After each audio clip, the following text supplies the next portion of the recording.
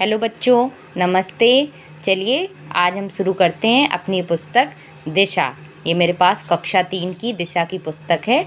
इसमें आज मैं आपको पाठ 4 सूर्योदय का देश पढ़ाऊंगी।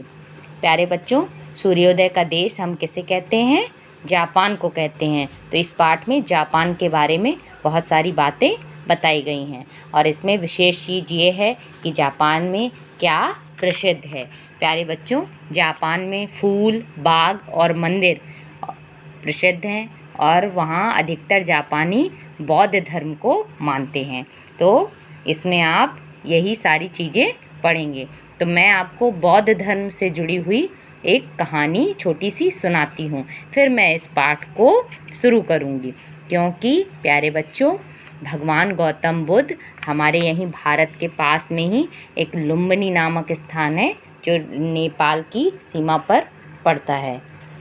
वहाँ पर भगवान गौतम बुद्ध का जन्म हुआ था और बौद्ध धर्म को मानने वाले पूरे विश्व में लोग हैं और जापान में भी बहुत लोग बौद्ध धर्म को मानते हैं। तो प्यारे बच्चों, भगवान बुद्ध से जुड़ी हुई बहुत सारी कहानियाँ हैं। आप लोग जब भी समय मिला करें तो उनके विषय में अवश्य पढ़ा कीजिए। प्यारे बच्चों, भगवान बुद्ध के विषय में मैं एक छोटी सी कहानी आपको सुनाती हूँ। गौतम बुद्ध जो थे, उनका बचपन का नाम सिद्धार्थ था और उनके पिताजी उनका नाम शुद्धोधन था। तो राजा शुद्धोधन के ये पुत्र थे। तो भगवान बुद्ध एक बार अपने बगीचे में घूम रहे थे जब उनका नाम सिद्धार्थ था। तो सिद्धार्थ बगीचे में घूम रहे थे। उन्होंने बगीचे में एक छोटा सा हंस देखा। हंस के पेट में तीर लगा हुआ था। उन्होंने उस तीर को निकाला और उसका घाव साफ किया। उन्होंने अगल बगल देखा, कोई उनको दिखाई नहीं दिया। तो उन्होंने उस पक्षी को अपने पास रखने का विचार किया और वो उस पक्षी को अपने साथ ले गए और उसकी मलहम पट्टी करी। लेकिन जिसने उस पक्षी को मारा था, तीर चलाया था, वो उनका चचेरा भाई था। वो आता है और वो कहता है कि यह पक्षी तो मेरा है क्योंकि मैंने पहले इस पर तीर चलाया था। तो सिद्धार्थ बोलते हैं कि नहीं, मैंने इसे बचाया है और उस समय वहाँ पर कोई नहीं था, तो यह पक्षी मेरा है। इस तरह से दोनों लोग बहस करने लगते हैं। फिर दोनों सोचते हैं कि चलो राजा के पास चला जाए।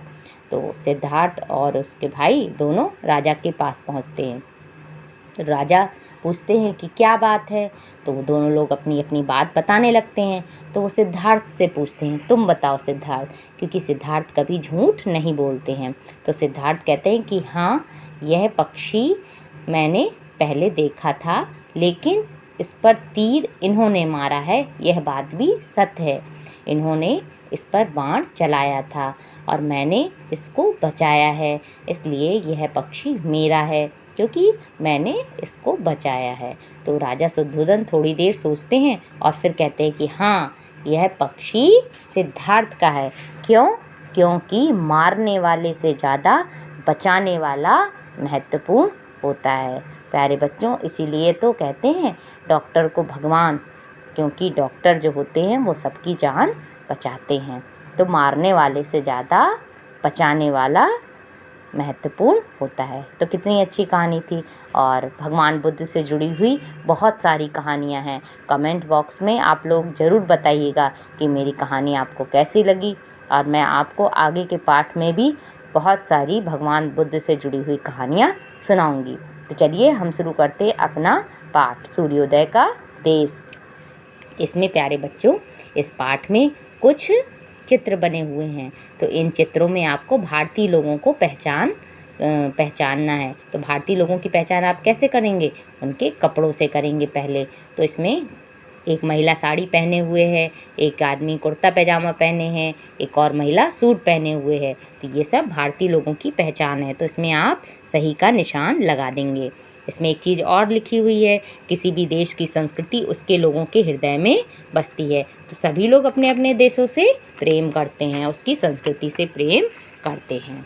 तो प्यारे बच्चों, इस पाठ में दो मित्र हैं, रोहित और अरविंद, जो कमरे में बैठे हैं, पुस्तक पढ़ रहे हैं। उनका मित्र आदित्य आता है। आदित्य उनसे पूछता है कि तुमने टीवी पर विश्व परिक्रमा कार्यक्रम देखा था? अरविंद कहता है हाँ देखा था। तो उसने बताया कि उस कार्यक्रम में जापान देश के बारे में बताया गया था। रोहित कहता है जापान देश हमारे भारत के पूर्व में पड़ता है ना? आदित्य कहता है हाँ। क्या तुम जानते हो रोहित, जापान को सूर्योदय का देश कहा जाता है? रोहित क्यों?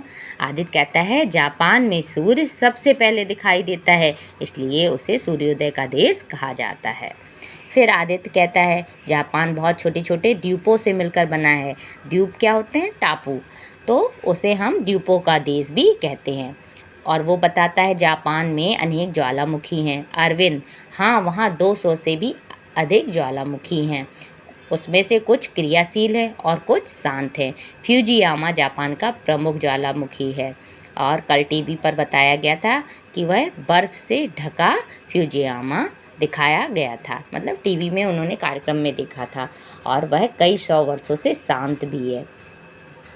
रोहित वहाँ इतने सारे ज्वालामुखी हैं तो क्या उनके फटने से भूकंप भी आते हैं? आदित्य हाँ, जापान में अक्सर भूकंप आते हैं। भूकंप से बचाव के लिए वहाँ के लोग लकड़ी के घर बनाते हैं। शहरों में विशाल इमारतें बनी हैं, वे सभी भूकंप रोधी हैं, जिन पर भूकंप का प्रभाव नहीं पड़ता है। प्यारे बच्चों, जब भूकंप आता है तो धरती हिलने लगती है। हम सभी लोग अपने अपने घरों से बाहर आ जाते हैं कि कहीं बिल्डिंग गिर ना जाए। इसी तरह से वहाँ पे भूकंप तो अक्सर आते हैं, तो उन लोगों ने ऐसे घर बनाए हैं जिसमें भूकंप का प्रभाव कम हो और वो लोग बच सके। तो लकड़ी के घर बनाते हैं और विशाल इमारतें हैं, वो भी भूकंप रोधी होती हैं। अरविंद जापान में खनिज पदार्थ कम पाए जाते हैं, फिर भी वहाँ दुनिया